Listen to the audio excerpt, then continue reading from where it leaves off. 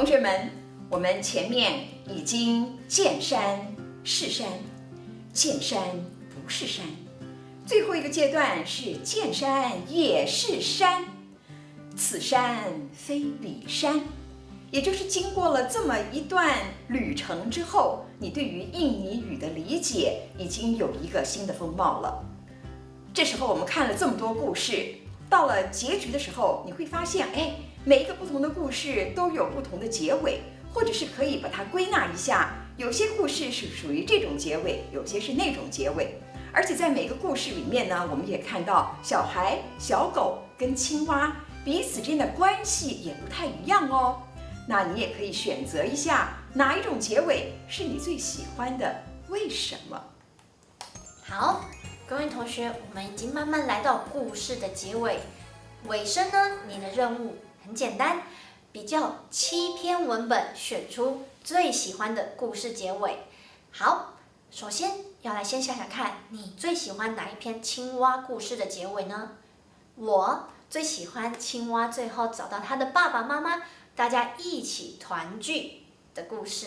那你呢？那问题2，你最不喜欢哪一篇青蛙故事的结尾？像我其实不太喜欢小男孩带着小青蛙回家，我总担心小男孩会没办法好好照顾这只小青蛙。好，那问题3，你可以根据其中一篇故事作者对于小孩、小狗和青蛙的描述，看出三者之间的关系吗？老师，你觉得呢？如果那个小青蛙最后还是得跟着小主人回到原来的那个瓶子里面，过着那样子的生活，我觉得小青蛙真的好可怜哦。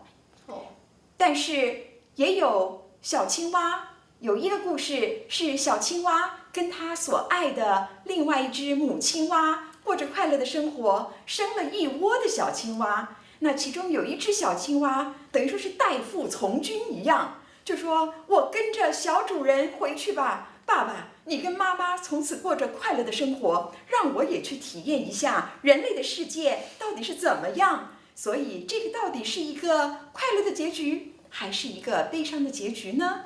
那要看你怎么去诠释它咯。好，各位同学，你的任务就是尝试根据故事开头时对小青蛙、小主人跟小狗三者之间关系的描述跟结论，把它们连接起来，看看它们故事的开头跟结尾关系是否有改变。